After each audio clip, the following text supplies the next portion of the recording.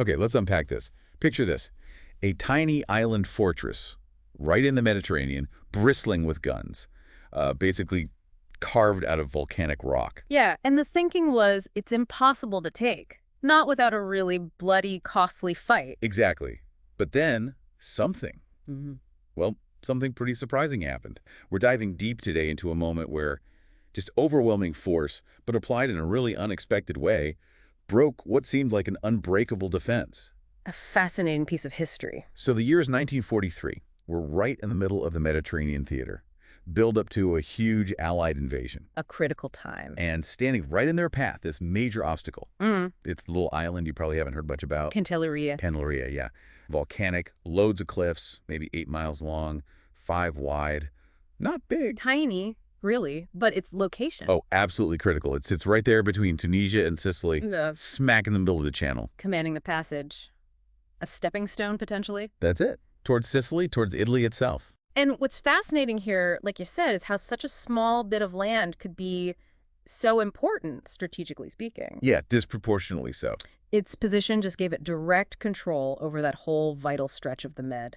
If you wanted to move ships, planes. Pantelleria was right there. Either a massive danger or potentially a hugely valuable base if you could take it. Precisely. And in 43, the enemy held it. And they'd spent years digging in, turning it into what everyone thought was, well, an impregnable military fortress. And that wasn't just hype, you know? The intel showed over 100 gun emplacements. 100, wow. Yeah, many built right into the rock or into concrete casemates. Super tough. And the garrison estimates were between 10, maybe 12,000 troops. 10 to 12,000 men on that small island. Mm-hmm. A substantial force. But it wasn't just the guns on the island, was it? There was more to the threat. Oh, yeah. They had radar stations there with enough range to actually spot Allied planes taking off from North Africa. So forget tactical surprise for Sicily then. Pretty much out the window. Plus, the airfield on Pantelleria reportedly had something like 80 enemy fighters and bombers. 80 planes on that little rock. That was the estimate. And then you had motor torpedo boats, maybe even submarines using the coves and grottos around the coast. Okay, so think about that if you're planning an invasion convoy. That's a nightmare. Planes, boats, subs, all coming from that one spot. Exactly. In enemy hands, Pantelleria was a serious menace to Operation Husky. That's the Sicily invasion planned for July 43, decided back at the Casablanca Conference. Right. So the Allied big boss, General Eisenhower, he felt it was absolutely essential. They neutralized Pantelleria before trying to land in Sicily. Makes sense. You clear the flank. Clear the flank and, maybe even more importantly, capture the island and its airfield. That would give Allied fighters a forward base. To protect their own ships and support the landings on Sicily itself. Precisely. Air cover was vital. Now, this wasn't the first time the Allies had eyed up Pantelleria, was it? I remember reading about an earlier plan. That's right. Way back in late 1940. Operation Workshop, it was called. Proposed by Admiral Keyes to Churchill. And the thinking was similar. Control the Med. Very similar. Control the Central Med, make it easier to get supplies through to Malta, which was always under pressure. And cut down those huge travel distances going all the way around Africa. Exactly. It was a well-thought-out plan, aiming for capture. But it didn't happen then. No, canceled basically at the last minute. The reason? German Stuka dive bombers arrived in force down in Sicily. That changes the whole picture. Suddenly holding Pantelleria looks a lot riskier. Made it seem untenable for the British at that point, so the idea was shelved. Okay, but fast forward to spring 43. Plans for Sicily are firming up. Italy's next. Pantelleria is back on the table. Back in sharp focus. And a new operation gets drawn up. This one's called Corkscrew. Operation Corkscrew. Yeah. And it had, interestingly, a kind of dual purpose. First, yes, grab a bit of Italian soil before the main Sicily landings, keep the pressure on. A psychological blow, too, maybe. Possibly. But the second objective was critical and maybe more unique. It was designed as a test. A large-scale, real-world test. A test of what? Of bombing. Specifically, how effective could intensive, sustained bombing be against really strong, dug-in defenses, before you had to send the ground troops in for what can be a very costly assault. Right. See if air power alone could crack it. They had updated intel by then. It did.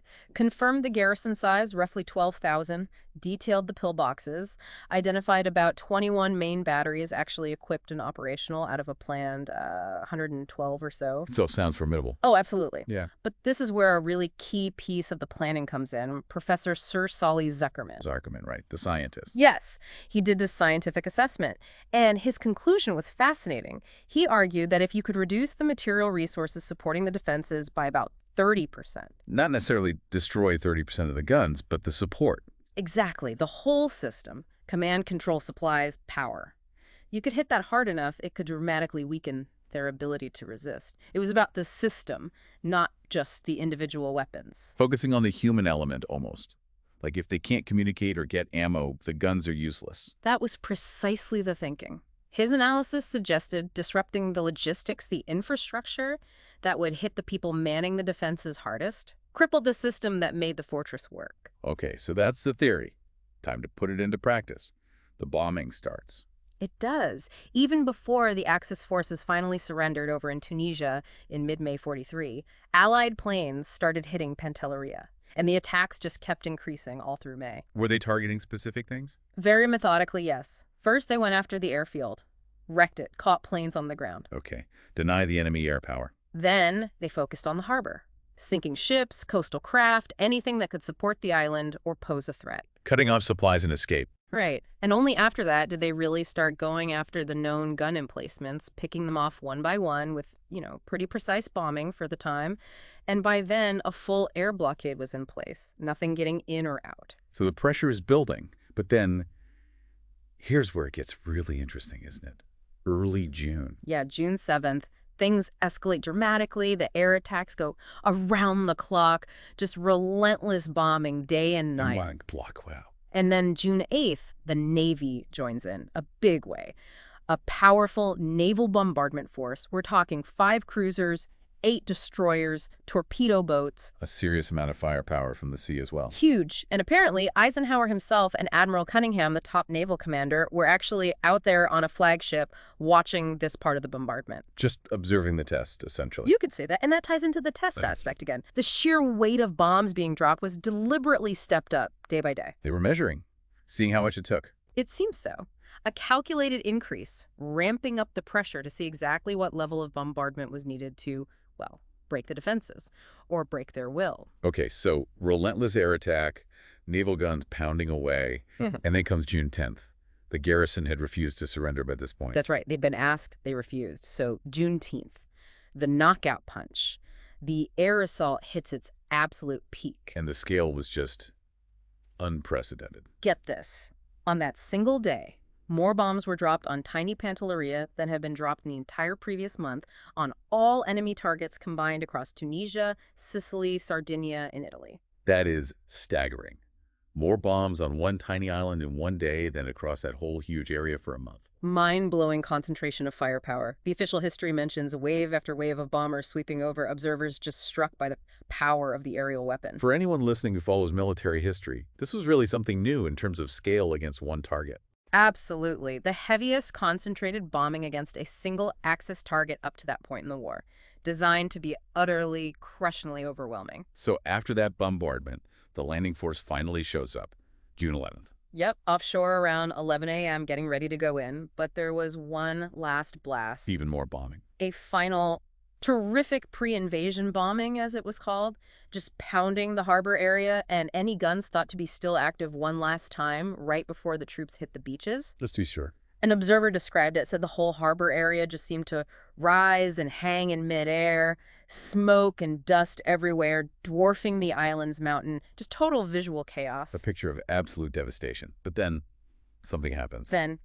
Allied planes flying over spot at first, a big white cross laid out on the airfield. A surrender signal. A surrender signal. And shortly after noon, the Italian military governor, Admiral Pavesi, officially surrendered the island, unconditionally. So the British troops land. And walk ashore completely unopposed, no fight at all. Incredible. After all that buildup, all that fear of an impregnable fortress. It gets even more incredible. According to the reports from the time, the only casualty reported among the entire landing force was one man bitten by a mule. You're kidding. Bitten by a mule. That was That's it. All that firepower, all that planning, the fear of thousands of casualties, and the only Allied casualty on landing is from a mule. a mule. Wow. That just perfectly captures how unique this whole thing was.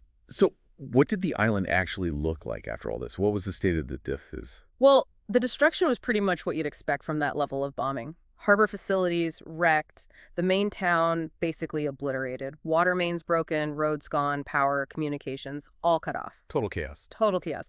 The main airfield, Margana, was just a mess of craters, unusable, and those 80-odd planes they thought were there, all but 2 were confirmed destroyed or damaged beyond use. Okay, so the infrastructure was hammered. What about those specific gun defenses they were worried about, the ones Zuckerman had analyzed? This is where it gets really interesting, connecting back to Zuckerman's idea about hitting the system. Remember those 21 main batteries with their 80 or so emplacements they bombed? Yeah. Post-surrender inspection found 43 of those 80 emplacements were damaged. Only 10 were damaged beyond repair. So not all of them were physically destroyed. Right, so quite a few were technically still functional. Potentially. But here's the key. All the command and control communications for the artillery system. Destroyed. Ammunition stores. Destroyed. The shelters for the crews. Destroyed. So like Zuckerman predicted, they didn't need to destroy every single gun. They just needed to break the network, the system that made them work together. Exactly. Cut the nerves, cut the supply lines. The analysis concluded the defenses were only operating at about 47% effectiveness when they surrendered. The human element, the crews running those guns, they were battered, isolated, couldn't coordinate. Their will collapsed because the system collapsed. That really validates Zuckerman's scientific approach to it. It really does. It showed that understanding the network was as important, maybe more important, than just counting the guns. So looking back, this whole air offensive, the scale was immense. Over 6,000 tons of bombs, you said, on that tiny spot. Over 6,200 long tons, yeah. And thousands of sorties. It was, as we said, the heaviest concentrated bombing on a single target up to that point. And its historical significance. It stands out, doesn't it? Oh, hugely. Pantelleria marks the very first time in history that strongly defended enemy territory was conquered essentially just from the air, without a big ground battle to force the surrender. No costly invasion needed in the end. Right. The precision, the focus on the system, it led many at the time to call Operation Corkscrew a military classic. And of course, its fall quickly led to the surrender of the nearby smaller islands, Lampedusa and Linosa. Clearing the path completely for Sicily. Exactly. The channel was secure. But there was a flip side to this success, wasn't there? A debate that came out of it. There was. An unfortunate consequence, some might say. Because Corkscrew was so successful, so seemingly clean in achieving its goal with air power.